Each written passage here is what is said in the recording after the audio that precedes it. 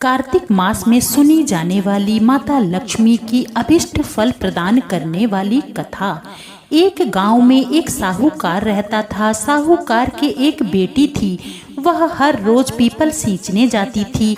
People के वृक्ष में से लक्ष्मी जी प्रकट होती थी और चली जाती। एक दिन लक्ष्मी जी ने साहूकार की बेटी से कहा, तुम मेरी सहेली बन जाओ। तब लड़की ने कहा, मैं अपने पिताजी से पूछकर कल बताऊंगी। साहूकार की बेटी ने घर जाकर अपने पिता को सारी बात कह दी। तब उसके पिताजी बोले, वह तो लक्ष्मी माता जी हैं, अपने को और क्या चाहिए, तुम लक्ष्मी जी की सहेली बन जाओ। दूसरे दिन वह लड़की फिर गई। तब लक्ष्मी जी पीपल के पेड़ से निकलकर आई और कहा, सहेली बन जा। तो लड़की ने कहा, बन जाऊंगी, और दोनों पक्की सहेली बन गई। लक्ष्मी जी ने उसको खाने का न्योता दिया। घर आकर लड़की ने माँ बाप से कहा, मेरी सहेली ने मुझे खाने का न्योता दिया है।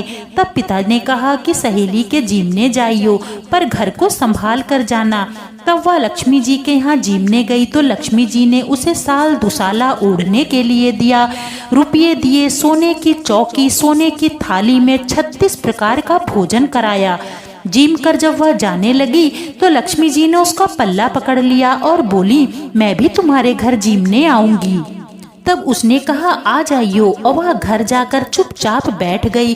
तब पिता ने पूछा, बेटी सहेली के यहाँ जीम कर आ गई और तू उदास क्यों बैठी है। तब उसने कहा, पिताजी, मुझे लक्ष्मी जी ने इतना दिया, अनेक प्रकार के भोजन कराए, परंतु मैं कैसे जिमाऊंगी, अपने घर में तो कुछ भी नहीं है। तब उसके पिता ने कहा कि गोबर मिट्टी से चौका लगाकर घर की सफाई कर ले, 4 मुख वाला दिया जलाकर लक्ष्मी जी का नाम लेकर रसोई में बैठ जाना।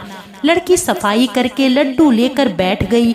उसी समय एक रानी नहा रही थी। उसका 9 लखा हार एक चील उठाकर ले गई और उसके घर वह 9 लखा हार डाल दिया। वह उसको देख करके अति प्रसन्न हुई। बाद में वह लड़की हार को तोड़कर बाजार में गई और सामान लाने लगी। तो सुनार ने पूछा, क्या चाहिए। तब उसने कहा कि सोने की चौकी, सोने का थाल, साल दुसाला दे दो, मोहर दे दो, सामग्री दे दो, 36 प्रकार का भोजन हो जाए, इतना सारा सामान लेना है। सारी चीजें लेकर बहुत तैयारी करने लगी और फिर रसोई बनाई। तब गणेश जी से कहा कि लक्ष्मी जी को बुलाओ। आगे आगे गणेश जी और पीछे पीछे लक्ष्मी माता आ गईं। उसने वहां चौकी बिछा दी और कहा, सहेली चौकी पर बैठ जाओ। जब लक्ष्मी जी ने कहा, सहेली चौकी पर तो राजा रानी के भी यहाँ नहीं बैठी, किसी के भी नहीं बैठती हूँ। उसने कहा, लेकिन मेरे यहाँ तो बैठना पड़ेगा। फिर लक्ष्मी जी चौकी पर बैठ गईं। तब उसने बहुत खातिर की। जैसी लक्ष्मी जी ने करी थी वैसी ही उसने करी। लक्ष्मी जी उस पर प्रसन्न हो गई। घर में खूब रुपया एवं लक्ष्मी हो गई।